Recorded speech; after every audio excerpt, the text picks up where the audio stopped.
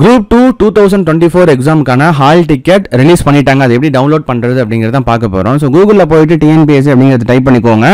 First வரக்கூடிய அந்த லிங்கை கிளிக் பண்ணிங்கன்னா ஸோ அதுதான் வந்து டிஎன்பிஎஸ்சி வெப்சைட்டோட அஃபிஷியல் லிங்க்கு. இதில் லெஃப்ட் சைடில் இருக்கக்கூடிய இந்த இம்பார்ட்டன்ட் லிங்க்ஸ்ன்னு இருக்குது பாருங்கள். அதுக்கு கீழே ஹால் டிக்கெட் டவுன்லோட் அப்படிங்கிற ஒரு ஆப்ஷன் இருக்கும். அதை கிளிக் பண்ணிங்கன்னா எக்ஸ்டர்னல் வெப்சைட்டுக்கு போகட்டுமாங்கிற பெர்மிஷன் கேட்கும். அதை ஓகே கொடுத்ததுக்கப்புறம் அது ஒரு லிங்க் வந்து ஒரு புது சைட் வந்து ஓப்பன் ஆகும். ஓகேங்களா, புது பேஜ் வந்து ஓப்பன் ஆகும். இந்த இடத்துல one time registration and dashboard அப்படிங்கிறதுல அதை கிளிக் பண்ணிங்க அப்படின்னா இங்கே வந்து ரிஜிஸ்டர்டு யூசர் அப்படிங்கிற ஆப்ஷன் இருக்குது பார்த்தீங்களா. ஸோ ஏற்கனவே உள்ள பயனாளர் தமிழில் வேணும்னாலும் நீங்கள் தமிழில் வந்து பார்த்துக்கலாம். ஏற்கனவே பதிவு செய்தோர் உள்நுழைய அப்படின்னு சொல்லியிருக்கு பார்த்தீங்களா. ஸோ இந்த ஆப்ஷனை கிளிக் பண்ணும்போது அந்த நம்மளோட ஓடிஆர் அதோட ஐடி பாஸ்வேர்டு கொடுக்குற மாதிரி இருக்கும். ஓகேங்களா, ஸோ இந்த இடத்துல நம்ம ஐடி பாஸ்வேர்டு நம்ம என்ட்ரு பண்ணிக்கிறோம். ஓகேங்களா, ஓகே கொடுத்ததுக்கப்புறம் நம்மளோட ஒன் டைம் ரெஜிஸ்ட்ரேஷன் அந்த போர்ட்டலுக்குள்ளே போயிடும். ஓகேங்களா, இந்த இடத்துல வந்து பார்த்தீங்கன்னா கரண்ட் அப்ளிகேஷன் இதில் போயிட்டு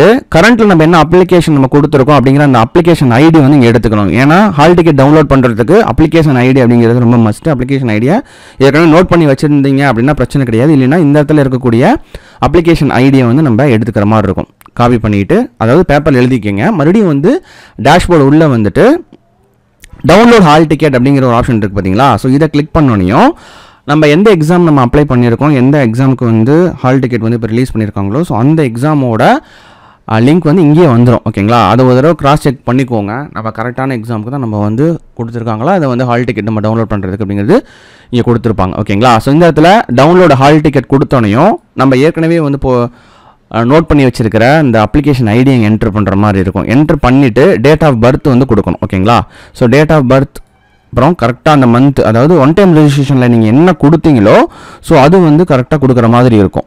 அதை நீங்கள் என்ட்ரு பண்ண உடனே உங்களோட ஹால் டிக்கெட் டவுன்லோட் ஆகிடும். ஓகேங்களா, இது இங்கிலீஷில் வேணும்னா இங்கிலீஷில் வியூ பண்ணிக்கலாம், தமிழில் தான் வரும்.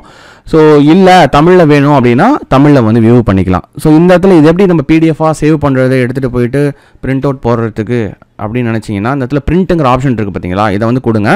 பிரிண்ட்டுன்னு கொடுத்துட்டீங்க அப்படின்னா அதாவது வீட்டில் இருந்து நீங்கள் டவுன்லோட் பண்ணாலும் என்ன பண்ணிக்கலாம், பிரிண்ட்டுங்கிற அந்த ஆப்ஷன் வந்து கொடுத்துட்டு இந்த சைடு டெஸ்டினேஷன் அப்படிங்கிறதுல மைக்ரோசாஃப்ட் பிரிண்ட் டு பிடிஎஃப் இது மாதிரிலாம் இருக்கும். ஸோ அந்த இடத்துல சேவஸ் பிடிஎஃப் அப்படிங்கிறத கொடுத்துருங்க. இங்கே ஆல் பேஜஸில் கஸ்டம் கொடுத்துட்டு பேஜ் நம்பர் 1 மட்டும் கொடுங்க. ஓகேங்களா, இந்த இடத்துல லேண்ட்ஸ்கேப் வச்சுக்கோங்க. போர்ட்ரேட் லேண்ட்ஸ்கேப்னு இருக்கும், அதில் லேண்ட்ஸ்கேப் வச்சுக்கோங்க. லேண்ட்ஸ்கேப் வச்சுட்டிங்க அப்படின்னா உங்களோட ஹால் டிக்கெட் வந்து ஒரே ஒரு சிங்கிள் பேஜில் வந்து வந்துடும். ஓகேங்களா, ஸோ அதில் எல்லா பேஜும் நம்ம எடுக்கணும்னு தேவையில்லை. அப்படியே எடுத்தாலும் எக்ஸாமில் என்ன பண்ணுவாங்கன்னா பாக்கி இருக்கக்கூடிய சீட்ஸ் எல்லாத்தையும் வந்து கிழிச்சு வெளியில் வைக்க சொல்லிவிடுவாங்க. ஸோ அந்த மாதிரிலாம் நடந்திருக்கு. ஓகேங்களா, ஸோ அதனால் சிங்கிள் பேஜ் போதும், கலர்லலாம் எடுக்கணும்னு அவசியம் இல்லை, பிளாக் அண்ட் ஒயிட்லேயே எடுத்துக்கலாம். எடுத்துட்டதுக்கப்புறம் நீங்கள் என்ன பண்ணிக்கலாம், சேவ் கொடுத்துட்டீங்க அப்படின்னா உங்களோட சிஸ்டத்துலேயே வந்து எங்கே அப்படிங்கிறது கரெக்டாக வந்து சேவ் ஆகிடும். ஸோ அந்த இடத்துல போய்ட்டு நீங்கள் பென்ட்ரைவில் காப்பி பண்ணிட்டு போய் நீங்கள் ப்ரௌசிங் சென்டரில் இல்லைனா இசேவை மையத்தில் பிரிண்ட் அவுட் போட்டுக்கலாம். இல்லைனா அங்கேயே ப்ரௌசிங் சென்டர் போய்ட்டும் இந்த ஆப்ஷனை யூஸ் பண்ணி நீங்கள் பிரிண்ட் அவுட் போட்டுக்கலாம். சேவ் கொடுத்துட்டீங்க அப்படின்னா உங்களோட ஹால் டிக்கெட் வந்துடும். ஓகேங்களா, so thank you friends, this is Vijay from துருவம் அகாடமி.